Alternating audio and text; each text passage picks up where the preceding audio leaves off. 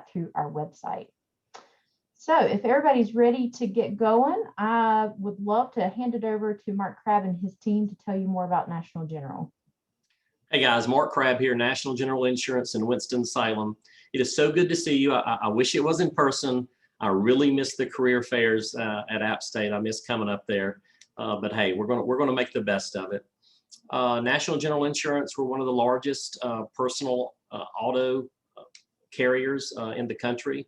We were actually just recently purchased by Allstate, which absolutely throws up in where we were like number 19. I think we're number 2 or 3 now. So we're huge. I've been here 33 years. It's been a great ride for me. And I started off as a claim rep trainee, which is exactly what I hire for. I typically hire about 100 to 105 each year. I think 2 years running, correct me, Amy, if I'm wrong, but I think I'm the top recruiter for Walker Business. So I love my Mountaineers, and I would say 35% of who I hire all come from App State. So actually, we just had a class of 9 finish up, and 6 of the 9 were Mountaineers. So I recruit heavily at App State. I brought along with me today 3 graduates from App State. I will let each of them introduce themselves in a moment. But first, what I want to tell you a little bit about the claim rep trainee position. Whenever people have accidents, they report it to an insurance carrier, and let's say we're the carrier. It's set up on the system and it's assigned to a claim rep. And the claim rep is the one responsible for reaching out to everybody involved, making sure they're okay, what are their immediate needs. You take detailed recorded statements from drivers, passengers, witnesses. You look at photos of the damages of the cars to help line up points of impact, to see how they hit. You look at Google Maps right down on the accident scene to help guide your questioning. And basically, you put all of these pieces of the puzzle together to determine what really happened and who was at fault. And if it's our insured at fault, how much do we owe for damage to the other car, a rental while it's being repaired, medical bills, pain and suffering, those type of things. So it's a lot of investigation, a lot of decision making, and a lot of customer service. That's kind of it in a nutshell. And like I said, we're located here in Winston-Salem. I've been with the company 33 years. We have never, just FYI, because I know job security is important to everybody, we have never laid off a telephone claim rep in the 33 years I've been here. And I've had a lot of opportunities for growth too.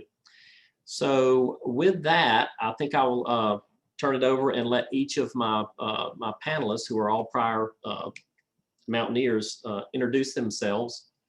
And as they do, I think I'll go ahead and ask that you just kind of give a brief summary of your transition from App State to National General. Mackenzie, would you like to start it off? Sure. Hi, everyone. My name is Mackenzie Mcdonald. I graduated from App State in 2018 in the spring. I was a marketing major and honestly never thought I would get into the insurance industry. But here I am almost 3 years later. I honestly really enjoy it. I love the company. There's tons of growth and opportunity. And Winston-Salem has actually grown on me as well, as I'm originally from Charlotte and expected to move to Charlotte after graduation. But Mark brought me to Winston and here I am. But actually, I guess how I got the position was from another student in one of my marketing classes senior year. He said he had applied for the position. So I had actually applied as well. And I was on the way to another job interview in Greensboro when Mark actually called me. So I was like on the way. I had no idea where I was since I'm not from the Triad area. I was like driving around in the mall parking lot, basically having like a phone interview. And then Mark asked me to come into the office the same day. So I showed up to National General and then he offered me the position. So like I said, that was almost 3 years ago now. And from there, I've had, I guess you would say, 2 different promotions. I was handling what's called material misrepresentation claims.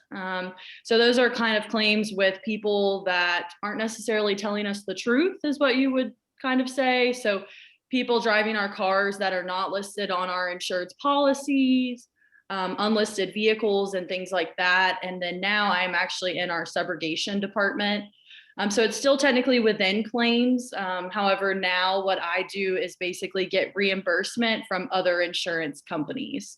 So kind of the easiest way to describe that would be if you get into a car accident, let's say a Geico person rear-ends your vehicle, and for some reason they're not wanting to pay you, you can't get them on the phone, you decide to handle through your own insurance company, I would then get on the claim file and get that money back from Geico. So that's kind of where I'm at right now. All right, very good. Hannah. Hey everyone, my name is Hannah Bush. I graduated from App State in the spring of 2019, so about 2 years ago. I graduated with a degree in mathematics, and I wasn't really sure what I wanted to do when I graduated, so I went to the career fair, which was awesome, and I met Mark and his team and did some interviews and kind of did exactly this, got to hear about the position and talk to other people. Mackenzie was there when I got interviewed. And it seemed like an awesome opportunity and a great company to work for. So I drove down to Winston. I actually grew up in Winston-Salem, so I wanted to move back there anyways. And the town is great. I love it. It's like a good difference between, my parents live in Raleigh, and then Boone is so small. So it was a good medium between the two. Still lots to do around town, and but I drove back to Winston and then came into the office, and I'm not sure exactly how interviews are going right now, but when I came into the office, I was able to look over someone's shoulder and kind of see what was going on, how they handled claims, and talk to them about it and get their opinions of it, which is great. Getting to talk to another representative who does that every day makes the transition definitely easier, and you know what to expect when you start on day one. So I'm a material damage representative, so I just handle the typical accidents.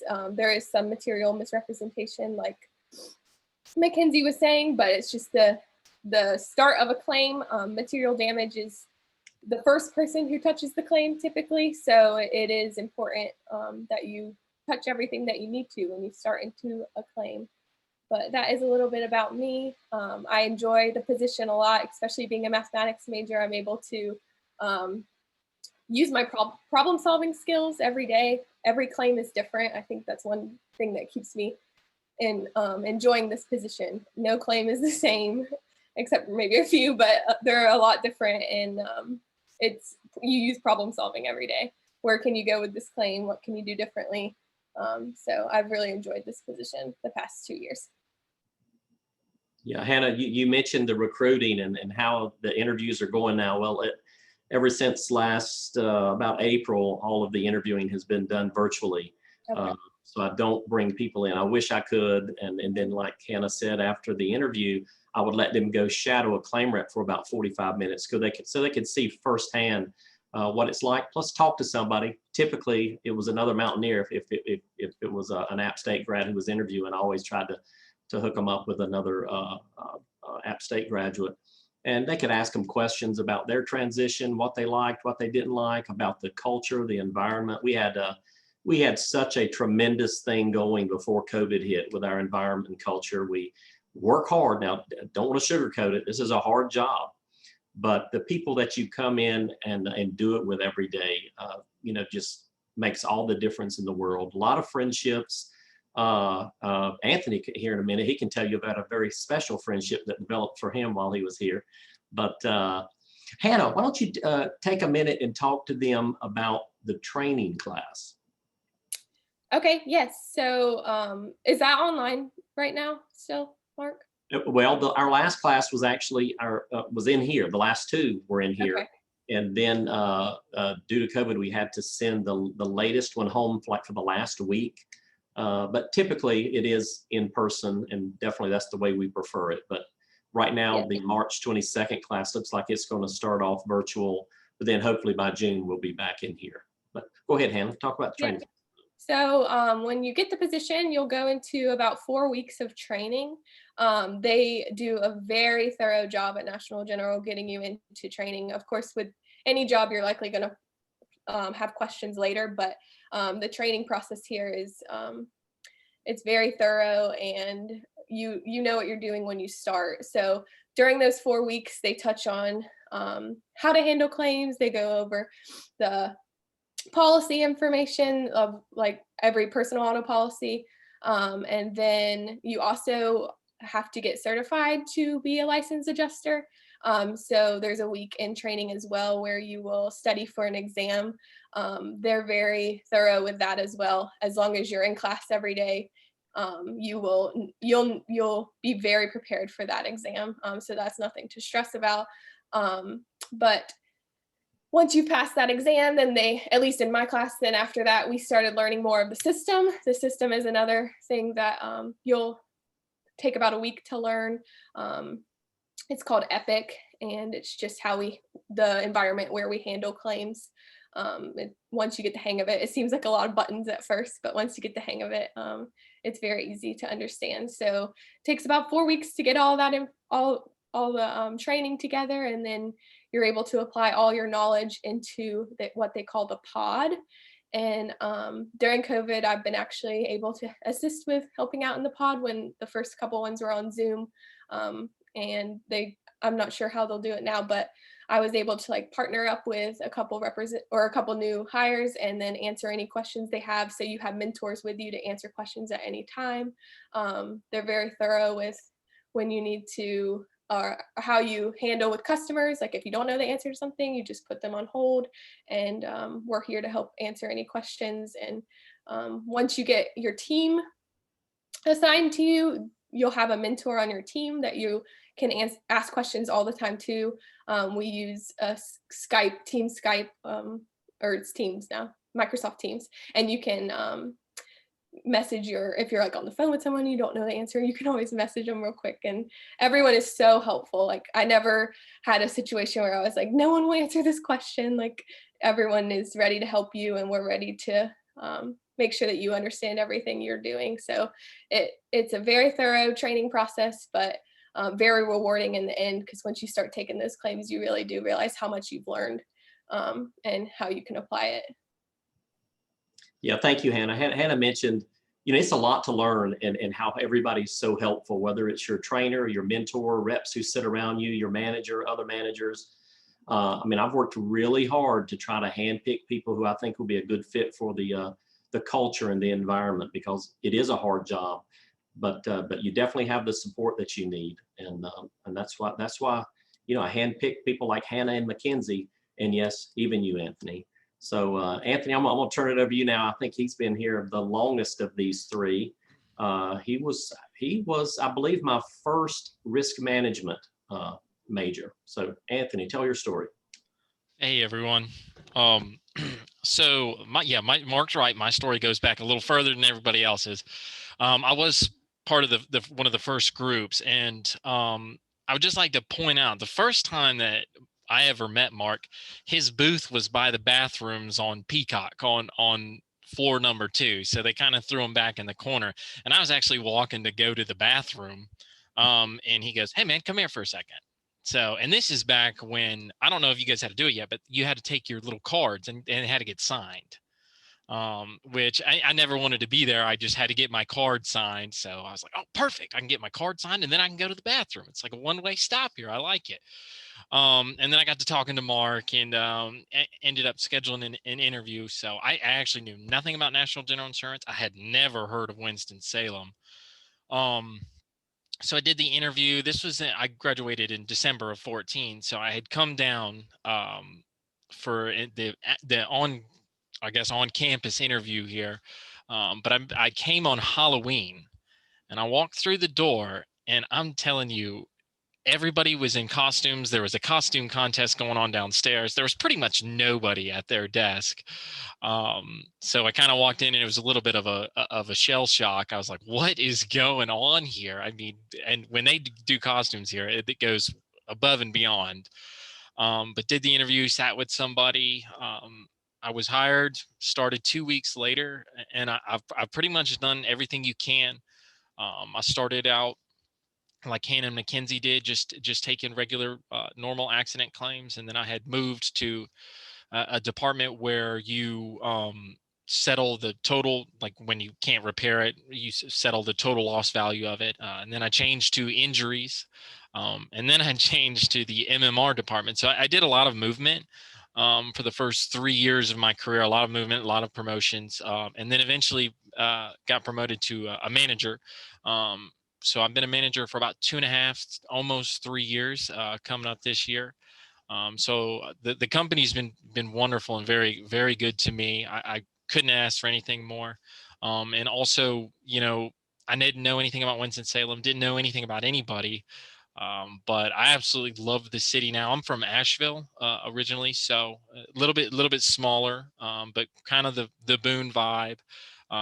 But here where I live now, I'm 50 minutes from Charlotte, an hour and 15 minutes from Boone.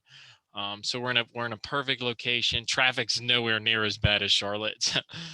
So I hope it never does. But in Mark's connection that he's talking about is I actually met my wife here, not in the office, but we do a lot of sports.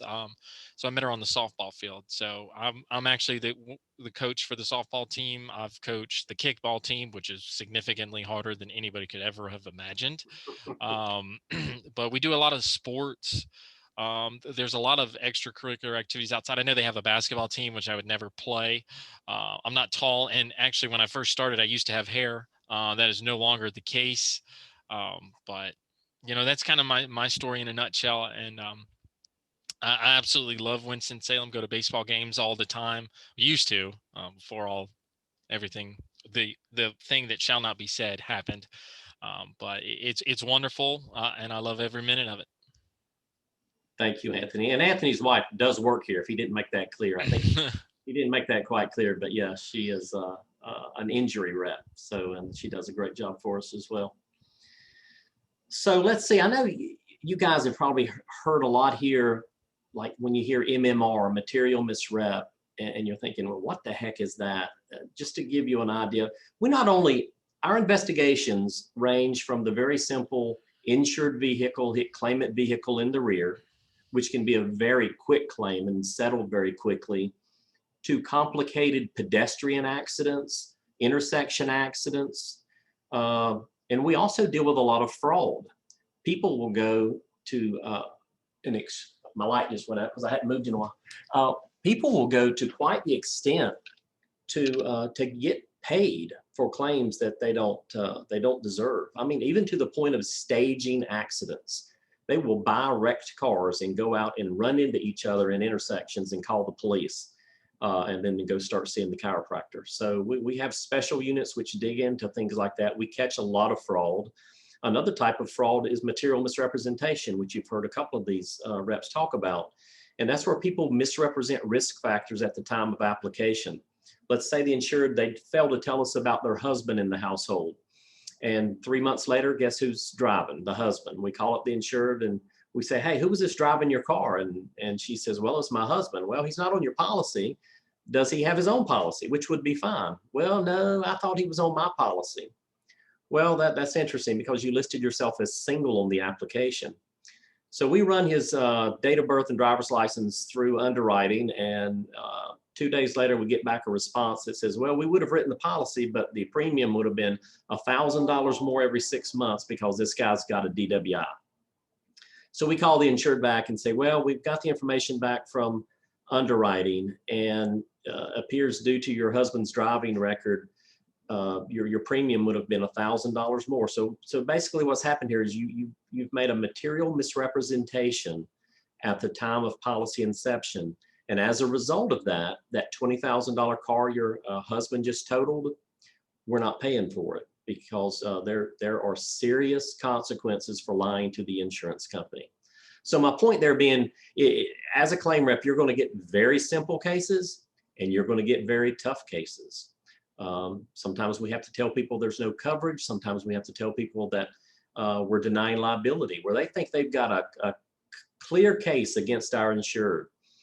They know our insured was ticketed for running a red light, for example. And we finish our investigation and we call up the claimant, who's making the claimant being the person making the claim against our insured. And we let them know we've completed the investigation and it appears they contributed to the accident. And since North Carolina is a contributory negligence state, that bars you from recovering from our insured. So unfortunately, we're not going to be able to help you out for the damages to your car or your medical bills. And they may just be totally shocked about what you're telling them because they know our insured got a ticket. And in their mind, that equates to I'm getting paid. But so we have to explain to them that, well, in my investigation, you told me that you were the first one in line at a red light and that there was no car to your left on the 2 lanes that go straight through the intersection. There was no car to your left. Well, let's see, your left. Okay. You told me the first time you saw the other car was right before impact. He came out of nowhere. Well, when your light turned green, you had a duty to look to make sure your way was clear. Had you looked to the left, since there was no car to your left, there was nothing to obstruct your view of our insured approaching from your left, who crossed 2 lanes on the other side of the road, crossed a 3rd lane on your side, was in the 4th lane when you hit him in the right rear. So had you been keeping proper lookout, you could have avoided this accident. So based on the contributory negligence law of North Carolina, we're denying the claim. So yeah, you're going to get people who are upset with you, but your goal is to explain it to a point of understanding. But sometimes they don't want to understand it, and you just have to realize they're not mad at you because they don't know you. They're just mad at the situation that their negligence has put themselves in. So Anthony, I'm very surprised. Well, you did mention it, but he mentioned the softball team, right? We have a softball team, but he didn't mention that we're pretty good too. We've won a lot of championships, and we are to my knowledge, we are the only pure company team. It's a co-ed team in Winston-Salem, and we do have a great time with it. Absolutely. And Mark, I don't know if this is okay, but I know you were describing it. I have a video of an intersection accident that I just watched about a little bit ago. I can send it to Amy if she wants to play it for the group so they can see it. Sure, send it to her. We have time to play it at the end. Yeah, actually, go ahead. No, I was saying, yeah, that's great. I'll share it. Yeah, well, about a year and a half ago, I was up there at App State during this week, and I actually went into a classroom with David Marlette, and we went down front and actually drew some accident scenarios on the board, like intersection or pedestrian, and really had a lot of fun with it. So yeah, you guys might enjoy seeing something like this, except for you, Derek. I don't expect you to look at it. You're driving. It looks like, yeah, you are driving. Yeah. So let's see. I'm fine if we just open it up to questions, Amy. So yeah, that's fine. Yeah, this is your time, and we'd love to hear from you. Any questions at all about the company or about the job, the training, career path? What would you like to hear about? Mark, do you have to be a risk management and insurance major to qualify for your positions? Absolutely not. I hire all majors, actually. I do focus pretty heavily on Walker Business College, but no, very, very few of those that I hire are risk management majors. I would say maybe 5 or 6% are risk management, but probably I'd say a solid 25% or business majors. But we're just looking for people who aren't afraid of hard work. They're smart, and they want to be a part of something big and getting bigger.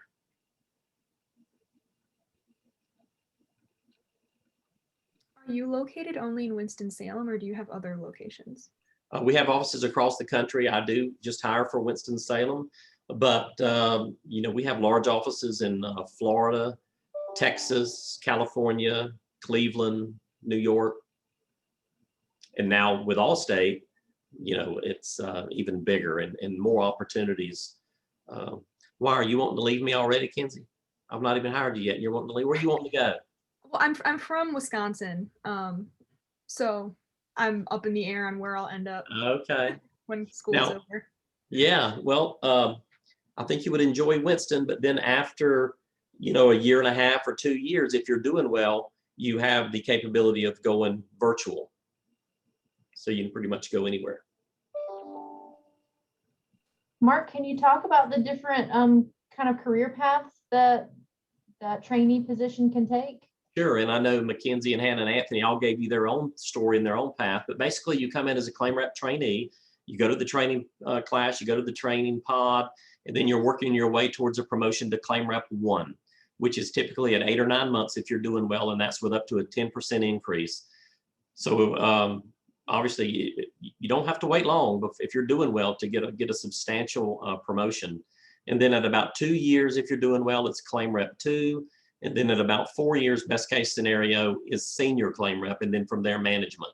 And like we talked about, as you're moving your way up that ladder, you can jump between these specialties like the material damage specialty, bodily injury, total loss, special investigative units for fraud, coverage units, which mainly look at the material misrep. So a lot of opportunities to learn new things and keep making yourself more valuable and keep moving up the ladder. Well, hello, Michelle Beauclair. How are you? You're muted, but you look great. Thank you. Happy to be here. Yeah, good to see you. I've not seen you in a while. Who else? What other questions do you have? So you mentioned earlier that there's room for growth in your business at National General. I'm just wondering where does that forgiveness end at? Have you had to let someone go because they've made too many mistakes is what I'm asking. That's rare. I would say typically when I think about my turnover, sometimes it's just not a good fit for the person, and the person says, wow, this is not for me, because it is a tough job. I would say that's the bulk of our turnover. As far as actually having to terminate somebody, yes, we do it if somebody either can't, perform, but it's not like we just come in and fire somebody. You will never have any doubt where you stand, because you'll have a scorecard and you meet with your manager every 2 weeks, and you know exactly how you're progressing and which targets you're hitting and which ones you need to improve on. And we will work with you on a plan to help you improve.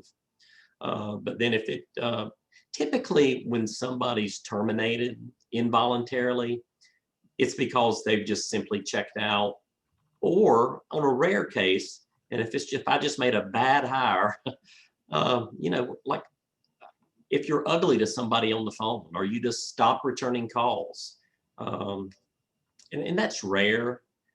But when it happens, we typically have what we call a once and done conversation, meaning you can't talk to people like this and work here.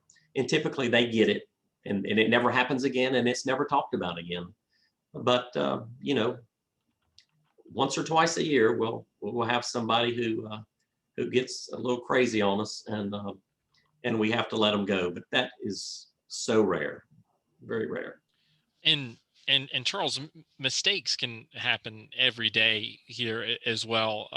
There's a lot of redundancies in place. For example, if you were to issue a payment incorrectly, well, a lot of times that payment as a manager will come to me. So it's like, and it happens all the time. I'll send a payment back. Hey, this payment's not sent to the right address, or there's nothing in the memo line of the check. So there's a lot of fail safes in place as well. So we just don't throw you out into the deep end. There's a lot that protect you from errors. I, as a manager, I probably shouldn't say this on the line, but I make a mistake or two myself. So did I know about them? Yeah. I'm going to actually get off this call now. So it happens. It's the name of the game, but there's a lot of fail safes, so it doesn't happen. Yeah, you will absolutely make mistakes, but that's okay. Thank you both. I appreciate it. Absolutely. Good question. Who else? I had a quick question.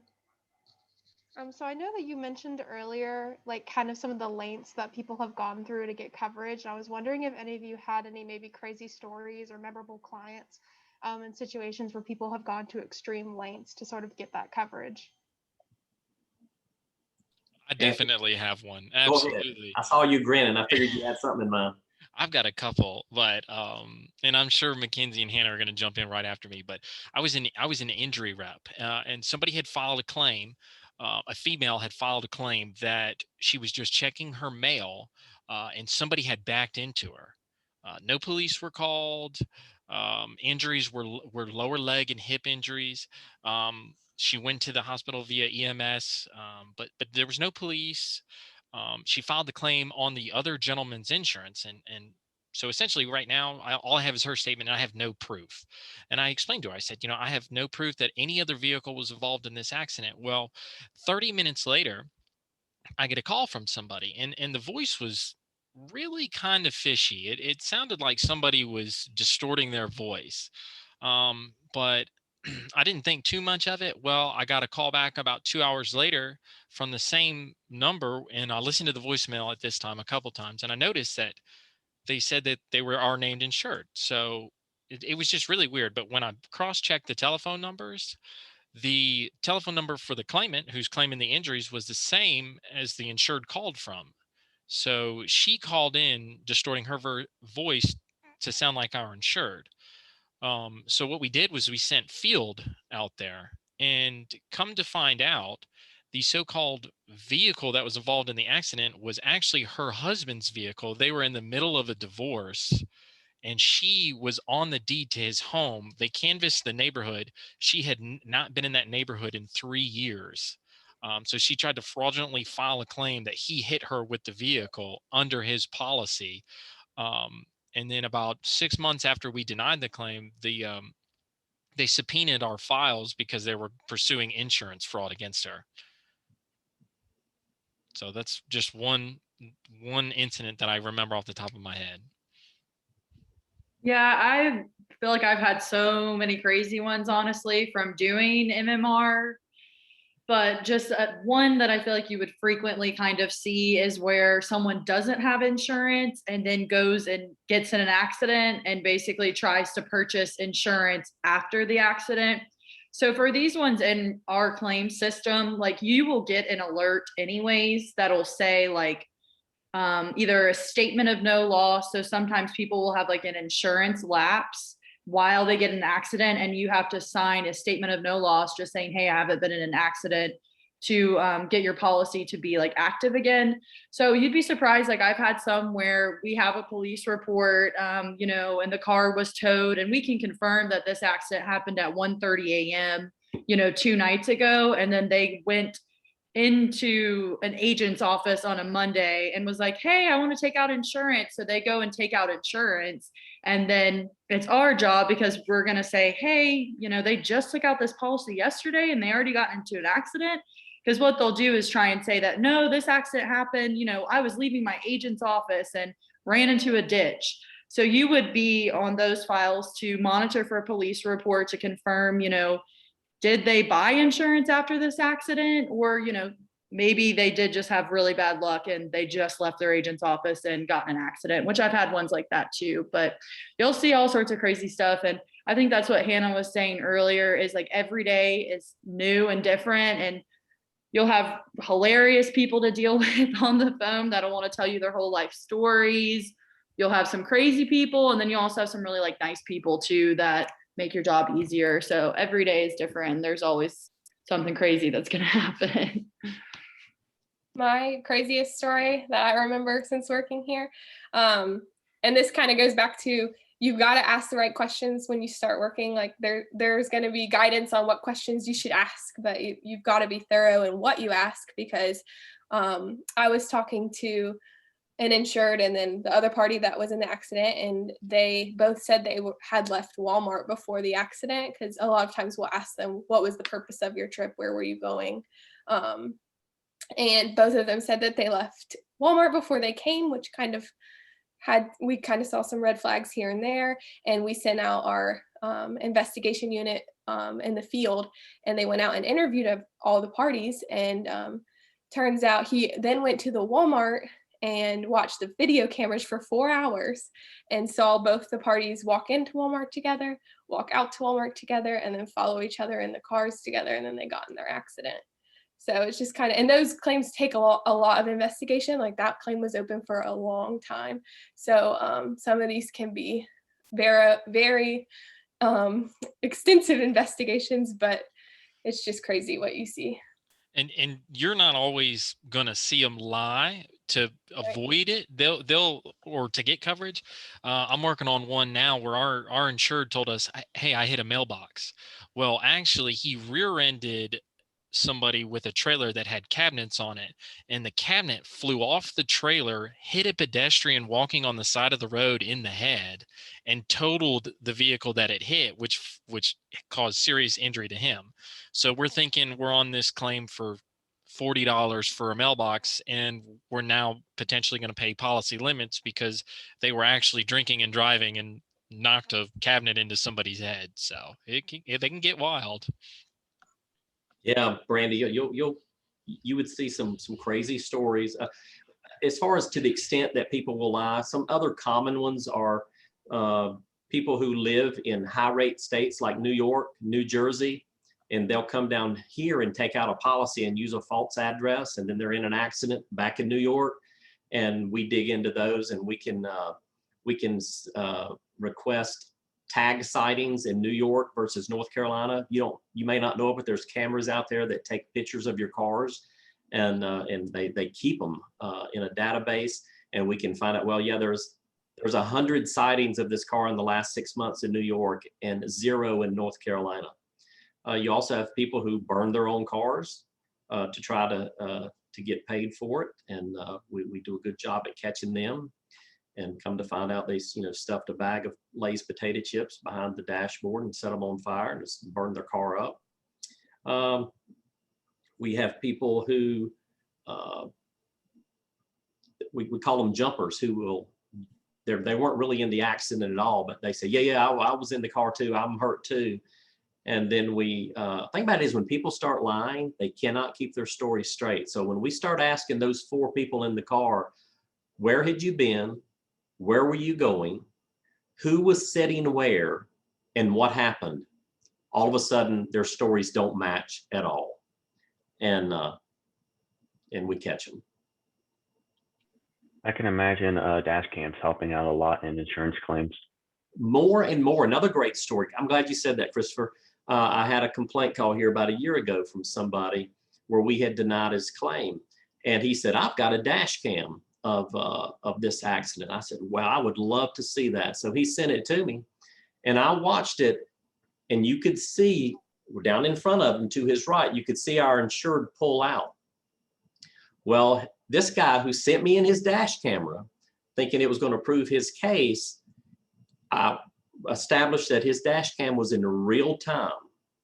So I timed from when he passed one telephone pole to the next. And then I went out on Google Maps and I measured that distance. So then from his video that he voluntarily sent me, I calculated his speed and put him at 10 or 15 miles an hour over the speed limit. So we denied his claim. Plus in his video, you could see the other car pulling out. So if I could see it on the video, that means he should have been able to see him as well. And had he not been speeding, he wouldn't have hit us. So I thanked him for sending me the video, and the denial stood. So you can have a lot of fun when you get the interesting ones and the red flags start popping up and you really start wondering what really happened and asking the right questions. It can take you down some interesting paths, and it's very gratifying when you get to the truth. Now, for the most part, we just help people. They've been in an unfortunate accident. It was not staged. There's nothing fraudulent about it, and we just help get them back in their cars again and moving again. And that's yeah. Can I add to that, Mark? And I was going to say too, because I know we're talking about a lot of crazy stories, and I'm sure some of you guys have heard like, oh, insurance companies just don't want to pay you. They're out to deny your claim, and that's really not the case at all. There's a lot of easy claims that just from experience in handling claims, like we're going to owe this claim, we're going to pay it, and you're just going to settle the claim. But for some of those crazy ones too, you can actually refer them to like our SIU department, which would be like the fraudulent claims where something's just not adding up. And sometimes they will take that claim and you won't have to handle it anymore. And again, like when you start out as a trainee, some of these like material misrepresentation claims, like we were saying, you may get one at the start. And again, usually your manager will refer that to an MMR specialist. So when you're first starting out, it will be like simpler claims. And then as your experience grows, you will handle more like difficult claims. Yeah, great point, Mackenzie. Yeah, we want to pay what's fair and we want to pay it fast, but we do keep our eyes and ears open. And when somebody's trying to pull something over on us, we dig in and we find it. And that's what keeps our rates down, so people, the honest people, don't have to pay so much for insurance. What other questions? Could you speak to maybe how the company culture or your specific role has changed in the last year? Yeah, wow, what a story. I mean, like I said earlier, we had the best thing ever going from an environment and culture standpoint before COVID hit. People come in and they worked hard, but they came in and worked hard with friends. And we were always doing fun things. We loved to eat. Any excuse to have a pizza day or bring in subs or crank up the grills out at the patio, and the managers would cook hot dogs and hamburgers for the reps, ice cream socials, ton of fun around Halloween, Thanksgiving, Christmas, just a lot of hard work, but a lot of fun with a lot of good people, like I said, that I had handpicked. COVID, I mean, in one day, I sent everybody home. I had 325 people. I sent them all home, and I stayed, and I was very lonely for a while. And I miss seeing my people. I know Mackenzie sat right out in front of me, and I really miss seeing everybody, because you get to know them, you get to know their families, the dogs, like we were talking at the beginning of the call. Piper is Mackenzie's dog. We both have golden doodles. That's Yeah, they're both black golden doodles, and I think they're like the same age, kind of. So yeah. I remember in my interview, actually, you had asked me about that. But I probably showed you a picture of her too. But Josephine, we had the best thing going ever. My hope and desire is to get back towards that as quickly as possible. But hey, I've got my appointment for my vaccine tomorrow evening. I'm very excited about it. So things are rolling. I think Anthony's got his, and got his appointment. So we're getting there, and I can't wait until everybody that wants it gets it, and we can get back in here and start having fun again. Yeah, just to add to that too, and I remember like my trainee class, there was also a few other App State grads, and I mean, it was a lot of fun. Like we would go to baseball games some nights after work, go to lunch, and then also your team, you know, if you guys are performing well, usually within like the budget, your manager can take you out like on a team lunch.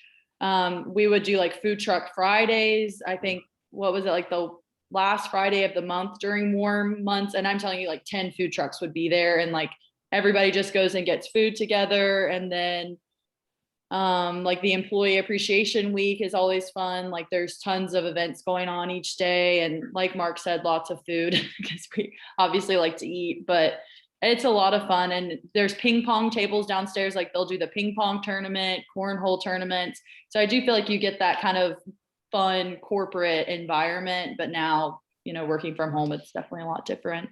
Also, the dress code it's business casual, but during the summer months before COVID, we did, so you paid $20 at the front of the month. That would go to charity. It was for I forget which charity it was for, but you got to wear shorts and t-shirts the entire month. So they'll do like little charity drives like that where it benefits that, and then you get to wear shorts as well. So I'm excited for it to come back as well. And one other thing I wanted to add is the company is still awesome from working from home. And even I know some reps are still, like few reps are still in the office, but like the company works together so well that when I've been home for the past year, I still feel like I have a connection with my teammates and my manager and other managers. Like it's still a great company, even through these circumstances. That's beautiful, Hannah. Thank you. Hey, Mark, Yes. How many positions are you hiring for your next class? I'm hiring for March 22nd right now. I've got, I think 11 hired, looking to hit at least 15 in that class. Our big class will be June 7th. How many of you guys are seniors getting ready to graduate? Just one? Okay, well, for the June 7th class, it could easily be 25 to 30. And I only have, I think, 3 or 4 hired so far for it. Awesome. All right, I think we have time for one more question if anybody has one, and then we have some giveaways that we'll need to raffle off, right, Mark? Yes, and I don't know how you're going to handle the raffle. I'll let you handle that. But we've got that part covered. You let me know how many times I can spin the wheel. That's what I need to know. Any other questions? Awesome. Will you share my information with them as far as email address and phone number in case if they come up with any other questions or would like to discuss further? Yes. I'd love for you to call me. Absolutely. I'll put it in the chat, his email address in the chat before we go, and then I can follow up with everyone by email as well with your information. So, okay. Well, if we don't have any other questions, Hannah, are you able to share your screen? And yep. We'll give away some fun stuff.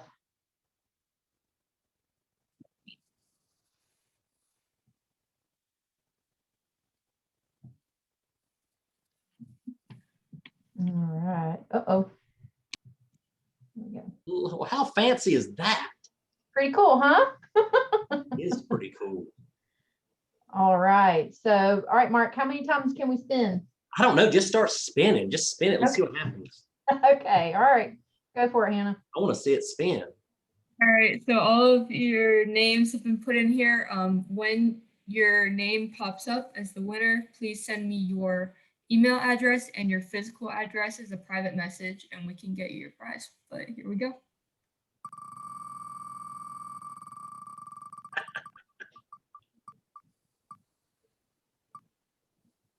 All right. Looks like Cameron Bullock is our first winner. Nice.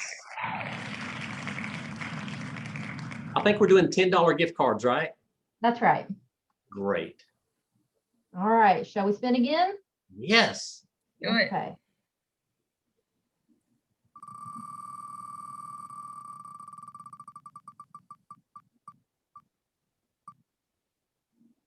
All right, Christopher, you are our winner.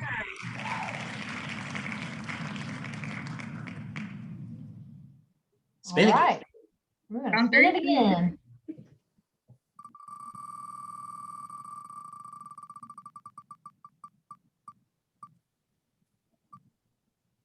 All right, Leah, you are our next winner.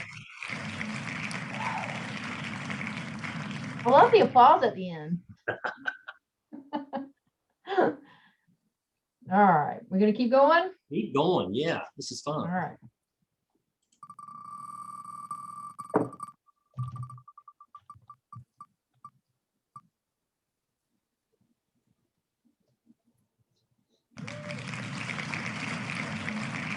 All right, Addison, our next winner.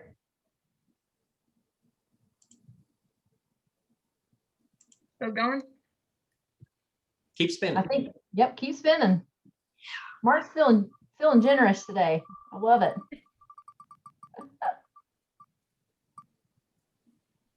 All right, Madeline Coughlin, you're our next winner.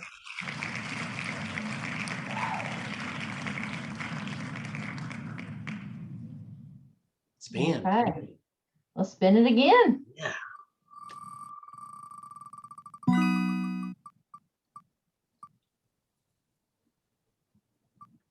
All right. Oh, Louie. barely missed it. Andrew. All right, our next winner. Do it again. All right. All right.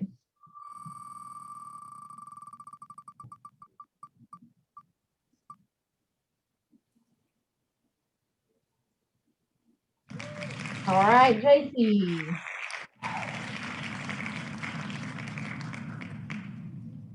keep flipping through the pictures to try to see who's winning, and I never can get to them quick enough to see their reaction or anything. How many is that? How many have we done? 1, 2, 3, 4, 5, 6, 7. Do it. Spin it again. All right, let's spin it again. All right. All right, Derek. Are you our winner? Yeah. Oh, Daniel. Okay.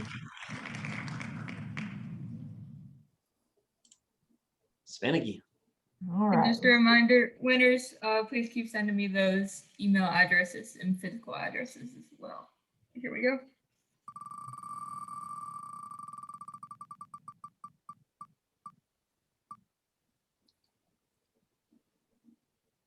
No. All right, Zoe.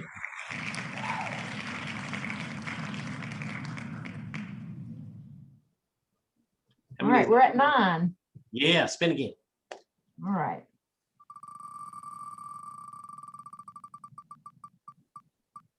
Here we go. Who's it gonna be? All right, Brandy. So that's 10. That's 10. All right, that's good. Awesome, guys. Well, your name was pulled for a $10 gift card, which will be sent to you. So thank you for coming today. Oh, let me put Mark's information in there really quick for you, and I will also follow up with everyone by email. Here we go. It's going to go in the chat. I'm going to send that to everyone. All right, so there is Mark's contact information, his email address in the chat. If you'll grab that, if you have questions for him, want to know more, chat some more about National General. So thank you all, my panelists and Mark, for being here today and sharing your stories. I really appreciate you spending time with us. Oh, it was our pleasure. Thank you for attending, guys. It was good to see you. Thank All you. right, well, everybody have a great day. Good luck, you. everybody. Thank you. Thank you. Bye, guys. Thank you so much. Awesome. All right. Bye, guys.